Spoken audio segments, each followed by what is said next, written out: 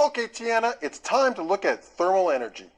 First, a quiz. Can you think of 3 ways to move thermal energy from one substance to another? Convection, conduction, and radiation? Wow, that's pretty good. We can stop right here, or we can explore each of those 3. You want to try that? Yeah. Let's do it. Okay, Tiana, let's look at conduction. Now, conduction is the transfer of energy through a substance. Some substances are good conductors, some not so good. I happen to have 2 spoons with me made of different things. One's plastic, one's metal. Which one do you think would be a better conductor of energy? The metal? Okay, you take the metal spoon, I'll take the plastic spoon, and there's only one way to find out, and that's to do a test. So, it's time to melt some butter. Are you ready? Yeah. Oh, does it get any more exciting than this? I have some butter right here. You hold up your spoon. I'm going to put a little bit of butter on the end of your spoon, right about there. Just like that, okay? And I'll put a little bit of butter on the end of my spoon right up here. So they're both about the same distance from the top of the cup if we put them in a teacup there.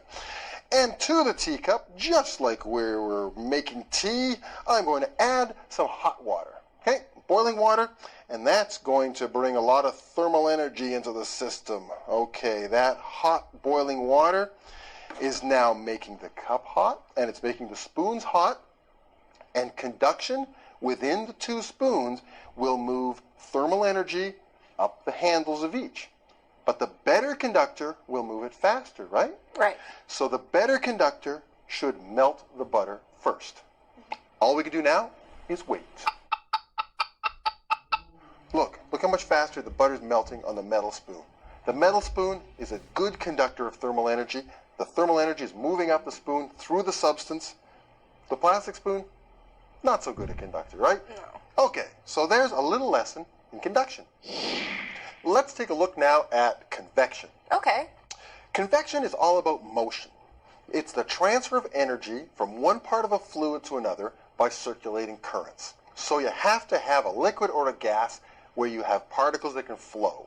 Do you think you could have convection in a solid? No. No, it won't work in a solid because solid particles, they don't move around within the solid. But I just so happen to have a fluid here. I've got a beaker of water. How does that water feel? Pretty cold. It's a little on the cold side. I have here a flask colored green of warm water. Not hot, but warm. I'm going to just drop it into the flask, or the beaker rather, of cold water, and let's see what happens. What do you see happening there? It rises to the top. Look at that. The warm water is rising to the top, and that's convection. The warm water, as it rises, it's transferring its thermal energy to other cooler parts of the beaker full of water. So we're getting that transfer of thermal energy by circulating currents.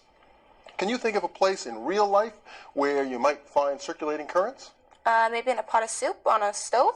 Pot of soup on a stove, that's an excellent example, because in that case you've got a hot element underneath the soup. The hottest soup's at the bottom, the hot soup rises, the colder soup at the top circulates underneath. That circulating of the soup, that transfers the thermal energy through the soup and helps it cook and helps distribute the thermal energy. Tiana, can you suggest one more way that we can transfer thermal energy? Radiation? Excellent. Radiation is the 3rd way, and it's quite a bit different than the other 2 ways we looked at. Conduction and convection both transfer energy through the particles that make up a substance. But in radiation, we're now transferring energy with electromagnetic waves, and we call those waves radiant energy. So every time you go out and bask in the warmth of the sun, you're feeling the sun's radiant energy. Now we have a small example of that, a desk lamp with an incandescent bulb in it, and if you place your hand under the bulb, what do you feel?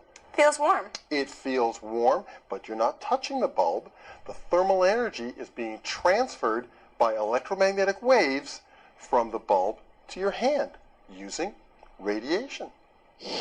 So Tiana, time to wrap up. What are the 3 ways we looked at to transfer thermal energy? Conduction, convection, and radiation. Very good. You clearly were paying attention. Now, in conduction and convection, the transfer of thermal energy is through the particles of the substance itself. But in radiation, how do we transfer the thermal energy? Electromagnetic waves. Exactly.